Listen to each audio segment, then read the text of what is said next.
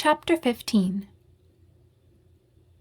We just stared for a moment, then I whispered, "I'm sorry, Doctor."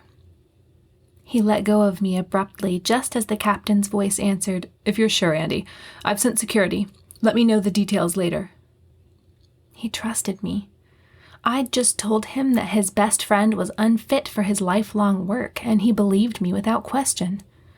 I felt dazed and helpless. This was a nightmare. The doctor just dropped to the cot opposite me and stared, his eyes still wide, but saying nothing. I tried to speak, failed, and then jumped up, turned, and fled. At first I didn't know where I was running, but before long I found that my legs were taking me to engineering, a place I'd been only twice, both times when the ship was in space dock. I had to talk with my father. I had no one to turn to right now. No one knew what had been happening except him, and I couldn't tell anyone else. These problems were my own. The captain, Guilders, and Elmira, the only people I would have trusted enough to talk to about it, were all too busy. They had to worry about the ship, not my personal family struggles.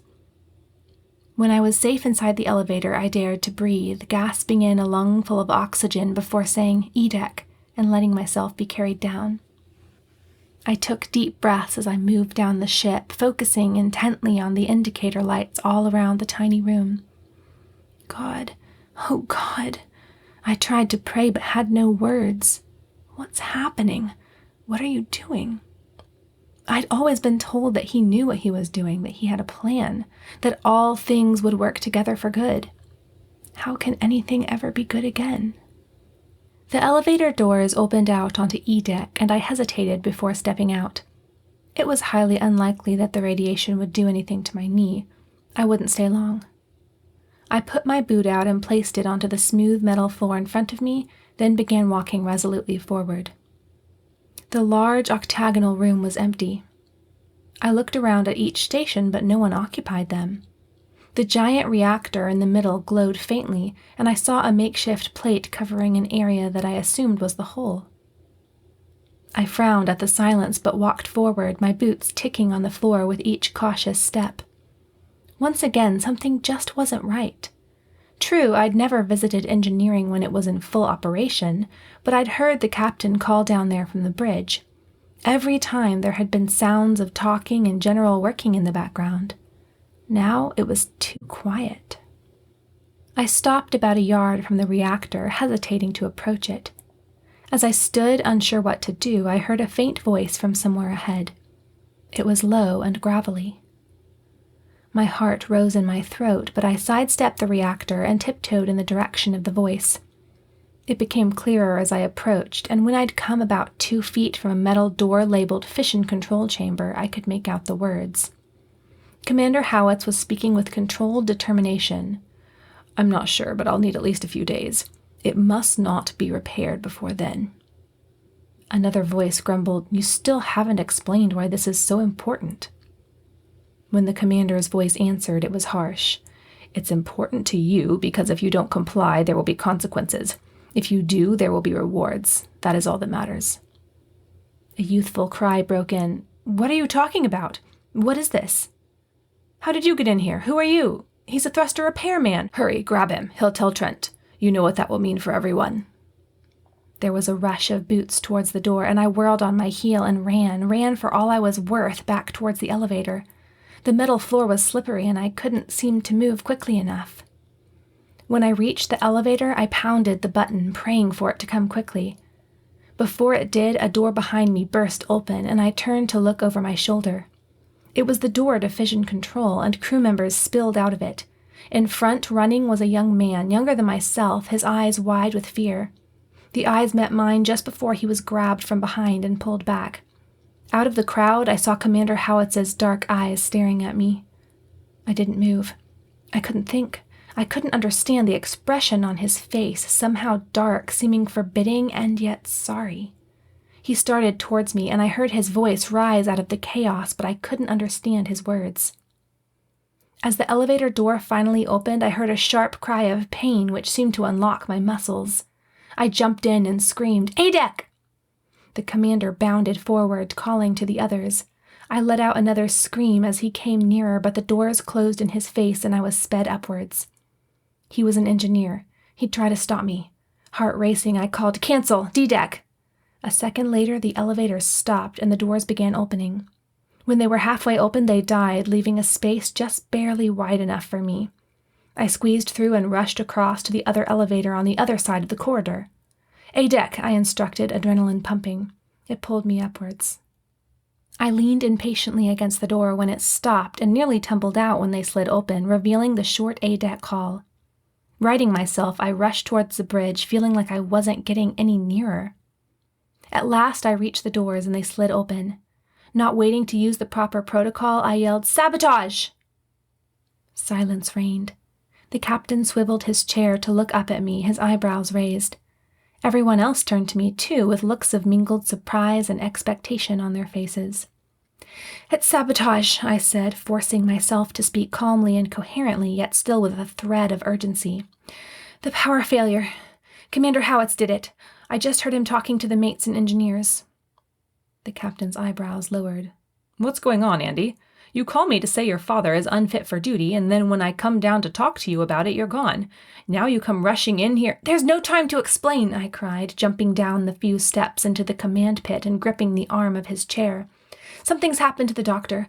I don't know what, but something's wrong with him. And Commander Howitz sabotaged the reactor. I don't know why, but he did." I remembered Pete and Signet's claim that they'd come to arrest Commander Howitz and how they had to wait for the ship to get back in communication range so it could be verified. Could he have performed the sabotage so that the ship wouldn't reach that point? Did he really have something to hide? That possibility had probably already occurred to the captain. He jumped up and began speaking. "Mr. Gilders, slow to propulsion 0. Mr. Ralston, shut down automation immediately. Go to all manual. Andi, you're sure about this?" "Yes, sir. He knows I heard him. He'll be up any minute." "Ralston, seal doors immediately." "It'll be a minute, sir." "Mr. Yannendale, contact the Alacrity 1 and inform them that we're—" The door at the back of the bridge burst open and I jumped, letting go of the captain's chair like a guilty child caught in the sweets. There stood Commander Howitz, a charged blaster in his hand. Behind him were some men, I couldn't tell how many, also with blasters. The commander's face was set and hard, and he looked at the captain, not at me. "There will be no messages sent, Captain Trent." His low, gravelly voice seemed to fill the bridge, settling in every corner. A creak made me turn my head, and I saw Mr. Yannendale leaning forward to press a button. I couldn't see what button, but I guessed that he was sending out an emergency message so that the Alacrity or any other nearby vessel would receive it and get word that we were in trouble. Commander Howitz saw him too. Before Yannendale's finger could come down on the button, the commander had fired, and a blast of energy spurted from the gun and hit the comm marshal in the chest. I screamed, the captain leapt forward, and Yannendale gasped and fell back.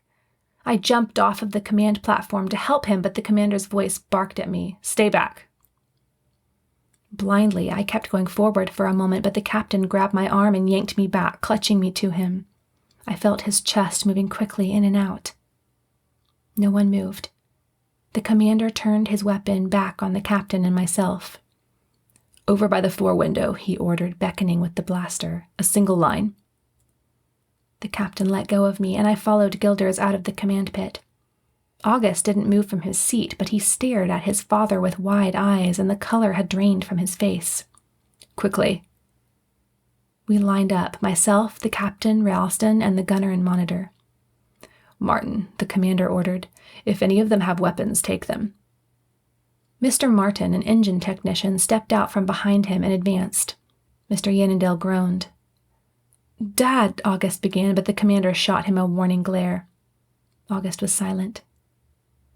Martin walked down the row, checking for weapons. He took them from the captain and Gilders, not changing his expression one iota. "Is this mutiny, Commander Howitz?" the captain fumed. "Indeed it is, Captain Trent." He beckoned for Martin to take the weapons away. "Or it will be unless you cooperate." "In what way?" I kept my eyes trained on August. He was paler than ever, and his mouth was slightly open as he stared at his father. I didn't know if it was open because he was shocked or if he might start hyperventilating, but I watched him just in case. "I would like to be taken to my speeder, which has been programmed to autopilot and wait for me in Sector 4000, Orbit 5, the Demeter system." "Not so fast, Howitz," came a deep voice from behind him. I nearly fell over as Pete and Sigmet stepped out from behind him. They had caught him. But why hadn't he seen to it that they were in the brig or otherwise taken care of? What was he doing anyway? Was he really a criminal? My head spun. What do you mean? Asked the commander, not lowering his weapon or taking his eyes off of us. We had an agreement, Sigmet spoke up, his high eyes suspicious. I had to act earlier than planned, Commander Howitz assured, just looking over his shoulder for an instant before turning back to us. Circumstances made it necessary. Pete grumbled, but Sigmet nodded, his eyes narrowed. Wait, I cried. I thought you said he was a criminal and you were here to catch him. Andi, the captain put his arm out in front of me. I fell silent. Our reasons are our own, said Pete haughtily. We will take care of him in our own way. They left, casting a glance at the commander before walking out. You can't be serious about this, Howitz, the captain said. I am. And if I refuse? First of all, you'll be sent to the brig along with anyone else who gets in the way. Secondly, it might interest you to know that if we don't get to my speeder in 20 hours, by 1200 tomorrow, your friend Dr. Lloyd will be permanently insane. I felt the captain stiffen beside me. My mind reeled. What? What did he mean? What was he... Did he have anything to do with... Dad, you promised, August cried, standing up. Sit down, August, or I'll have you up here with the rest of them, the commander ordered.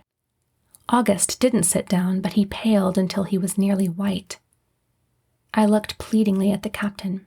I didn't care what was going on here. We couldn't let the doctor go insane. He had to be all right. All you want is to get to your speeder in less than 20 hours, the captain said slowly. I want that, and I want my daughter. Your what? The captain cried. I gulped. My brain wasn't working. I was too stunned. I tried to sort out the situation. The commander had come aboard looking for me, and somehow he had found me, and now wanted me back with him. He wanted me so badly that he'd take me by force, mutiny, sabotage, anything it took. There was only one reason for this that I could think of. He had lied to me. He wanted the Radialloy as much as Pete and Sigmet did. Realizing that they had put me on my guard by both speaking to me as they had, they'd agreed to work together, probably planning to cut each other out at some point. This young lady is my daughter, the commander informed, pointing his weapon at me. When I leave, she goes with me. August cried out, and when I turned to look, he swayed, tried to clutch at the navigation panel, and then dropped to the deck.